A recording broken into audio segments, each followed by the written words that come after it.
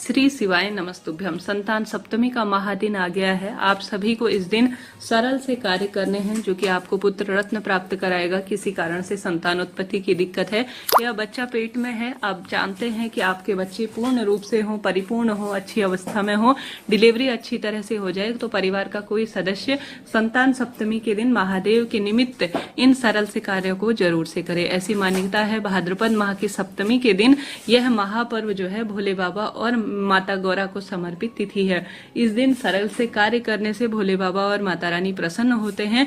व्रत आपके यहाँ नहीं भी किया जाता है तो संतान सप्तमी नाम से ही स्पष्ट है। संतान की लंबी आयु और जो है उसके अच्छे स्वास्थ्य के साथ साथ उसकी पढ़ाई इत्यादि में भी पूर्णता हो, इस कामना से किया जाने वाला महाव्रत है। 2024 में 10 सितंबर दिन मंगलवार के दिन यह व्रत किया जाएगा। अब इस दिन कौन से सरल से उपाय करने हैं, ध्यान से सुने। इससे पहले एक जो है माताजी का प्रश्न आया था कि कोई ऐसा उपाय बताएं मेरे बच्चे और बहू तो कर नहीं पाते, मैं कर लूं। तो आप सभी के लिए यह वीडियो है, ध्यान से सुनिएगा। कोई भी एक सदस्य कर लीजिएगा।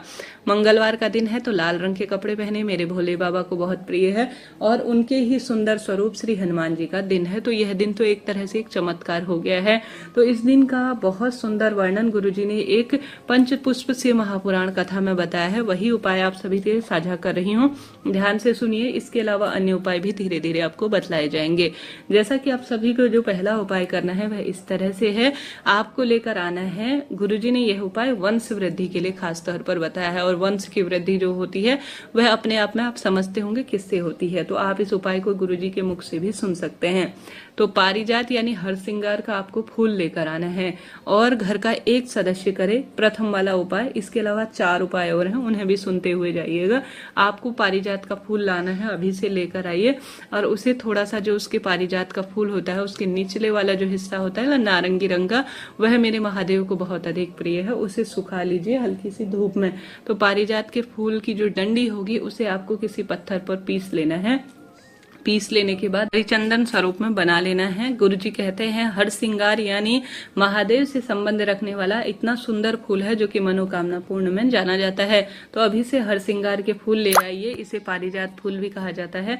इन्हें तोड़ तोड़ कर निचले हिस्से से बना लीजिए चंदन। और जिस दिन संतान सप्तमी 10 सितंबर को उपवास है उस दिन शिवलिंग पर जल चढ़ाएं और उसके बाद हर सिंगार के फूल से बना हुआ जो नारंगी रंग का चंदन है उससे महादेव को आप ओम बनाएं और अपनी मनोकामना बोलें। ओम का उच्चारण करते हुए त्रिपुंड बनाएं महादेव के शिवलिंग पर और अपनी मनोकामना बोलें कि मेरे बहू के पुत्र हो जाए या मुझे स्वयं पुत्र हो जाए या जो भी आपकी कामना है। वह कहने के बाद आप सभी को प्रभु से प्रार्थना करनी है। अब हर सिंगार का फूल आपको प्राप्त हो ही गया है तो आप इसी पारिजात के फूल से एक दूसरा उपाय भी कर लीजिएगा जो कि खास तौर पर गुरुजी ने वंश में वृद्धि के लिए बताया है। गुरुजी कहते हैं हर सिंगार के फूल को आपको 2 जगह पर स्पर्श कराना है जब आपको वंश की वृद्धि करनी हो। जल चढ़ाने के बाद, दीप लगाने के बाद आप सभी को जो हर सिंगार का फूल है सबसे पहले माता अशोक सुंदरी के स्थान पर स्पर्श कराना है।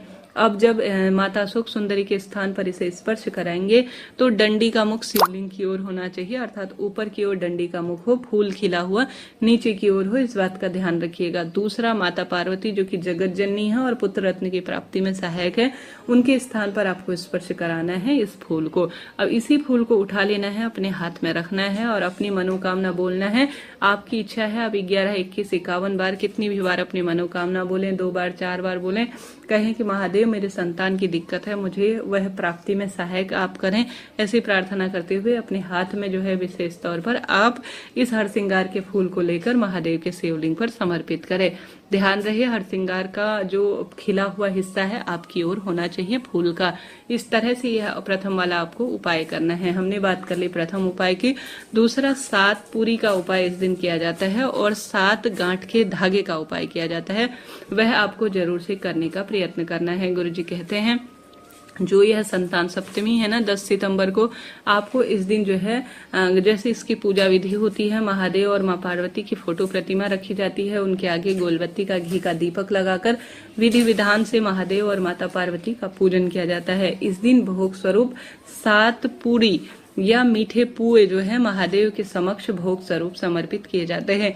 किसी कारण से अगर आपके यहाँ उपवास या विधि विधान से पूजन नहीं किया जाता है तो भी 7 मीठी पूरी जो कि बहुत अधिक इस दिन महत्व रखती है भोग में महादेव को समर्पित करना, तो आप सभी को जरूर से समर्पित करना है। इसके बाद आपको एक धागा लेना है। धागा जो है आपको जो मौली आती है ना लाल रंग की, वही लेनी है। उसमें 7 गांठ आपको लगानी है। कितनी? सप्तमी है ना, संतान सप्तमी, तो 7 तो पूरी आपको भोग लगानी है और साथ ही आपको 7 गांठ का विशेष तौर पर धागा जो है गांठ लगानी है अपने हाथ से। धागे में अपनी मनोकामना बोलनी है और अपना संतान सप्तमी तिथि का स्मरण करना है और अपने मन की कामना कहकर उस गांठ को माता पार्वती के आगे समर्पित कर देना है। उस धागे को गांठ लगा रखा है, जिसमें प्राचीनतम समय में इसमें एक कड़ा प्रयोग में होता था, चांदी या सोने का जैसा भी पहना जाता था, तांबे का भी एक कड़ा जो है वजन के अनुसार जितनी संतान होती थी उतना किया जाता था और इसे गले में या पैर में या हाथ में धारण किया जाता था। परंतु अब स्थिति थोड़ा ऐसी है कि ऐसा चीज जो है शहरों में नहीं पहनी जाती है, तो अब धागा पहनने का चलन हो गया है। तो 7 गांठ का धागा आपको माँ पार्वती के चरणों में, महादेव के चरणों में लगाना है। उस धागे में आप सभी को रोली, चंदन, मोली, अक्षत समर्पित करना है, सभी चीजें। तत्पश्चात आप सभी को भगवान जी की आगे पूजन आराधना करने के बाद उस गांठ लगे हुए 7 धागे को प्रार्थना करनी है कि महादेव इसे अभिमंत्रित कर दीजिए, मेरे परिवार के रोग, कष्ट, संकट, पीड़ा सब चीजों का निदान कर कर इसे गले में या हाथ में, आप दाहिने हाथ में धारण कर दीजिए। महादेव की कृपा रही तो संतान सप्तमी के प्रभाव से उपवास का फल आपको मिलेगा और आपको संतान की प्राप्ति निश्चित रूप से होगी। दोनों उपाय भी एक साथ कर सकते हैं क्योंकि इस दिन महादेव का ही पूजन किया जाता है, पारिजात के फूल वाला। यह 7 गांठ वाला उपाय भी कर सकते हैं, 7 पूड़ी वाला उपाय भी कर सकते हैं, इच्छा आपकी है। 2 उपाय हमने बताए, बात करते हैं तीसरे उपाय की, जिसमें मेरे गुरुजी कहते हैं आप सभी जीवन में हार रहे हैं, संतान रुकती नहीं है या पुत्र रत्न की प्राप्ति है, तो दादा दादी या कोई भी व्यक्ति करे, जैसे मम्मी अपने बच्चे के लिए कर सकती है, स्वयं आप अपने लिए कर सकते हैं। नारियल की इस दिन बहुत महत्वता है, तो एक पानी वाला नारियल लीजिए जो कि भगवान जी को समर्पित होता है, जटा वाला। वह नारियल आपको लेकर जाना है महादेव के मंदिर में और उसके ऊपर एक लाल या पीला ब्लाउज का पीस या छोटा सा ही रुमाल आपको बांध देना है। आप जानते होंगे इस दिन लाल रंग की महत्वता है क्योंकि मंगलवार की धातु लाल होती है और उसमें मौली रख सकते हैं, कुछ दक्षिणा रख सकते हैं, 11-21 रुपए जितने भी हैं। आप सभी को उस व्यक्ति का जो संतान उत्पत्ति में दिक्कत हो रही है जिसके, और वह जीवन में हार कर परेशान हो रहा हो, उसका नाम गोत्र बोलकर आप सभी को जो है इसे महादेव के मंदिर में समर्पित कर कर आ जाना है, माँ गौरी का स्मरण कर कर। इस बात का ध्यान रखें कि शिवलिंग के ऊपर ठीक नहीं चढ़ाना है, यह दोष उत्पन्न करता है। महादेव को स्पर्श कराकर माँ गौरा के चरणों में आप समर्पित कर आइए कि मेरे बच्चे की दिक्कत दूर हो, मेरे बच्चों में जो भी परेशानी है या पुत्र रत्न की प्राप्ति है, तो आपको उस कामना के तहत जो आपके तहत जो आपने कह रखा है, भेंट स्वरूप कर रखी है, नारियल लिया है, उसमें वस्त्र लपेटा है और जो है नाम गोत्र बोला है, निश्चित रूप से उसे पुत्र रत्न की प्राप्ति होगी। विश्वास है वहां मेरे महादेव हैं। 3 उपाय मैंने आपको बताया, इनमें से कोई उपाय चुनकर करने का प्रयत्न करें, भाग्य खुल जाएंगे। गुरुजी ने कहा है जब भगवान श्री कृष्ण को पुत्र रत्न की प्राप्ति नहीं हो रही थी तो गुरु वशिष्ठ के कहने पर उन्होंने पार्थिव शिवलिंग पूजा की थी। तो आप सभी को इस दिन मिट्टी के शिवलिंग बनाकर उसमें या तो मक्खन मिलाना है मिट्टी के शिवलिंग में या दूध मिलाना है और प्रभु के नाम मंत्र का स्मरण कर कर पति पत्नी संतान सप्तमी के दिन अगर पार्थिव शिवलिंग पूजा करते हैं संकल्प लेकर, तो निश्चित रूप से मनोकामना अपने आप ही पूर्ण हो जाती है। जीवन में हार रहे हैं, दुख पा रहे हैं, कष्ट कर्ज में घिरे हुए हैं, तो आपको संतान सप्तमी के दिन ऐसा शिवलिंग बनाना है जिसमें आपको मक्खन या दूध मिलाना है और इससे जो है निश्चित रूप से संतान की परेशानी दूर हो जाती है। तो 4 उपाय बताए, कोई 1-2 उपाय चुनिएगा और खूब लाभ उठाइएगा। हर हर शंभु, नमामि शंभु।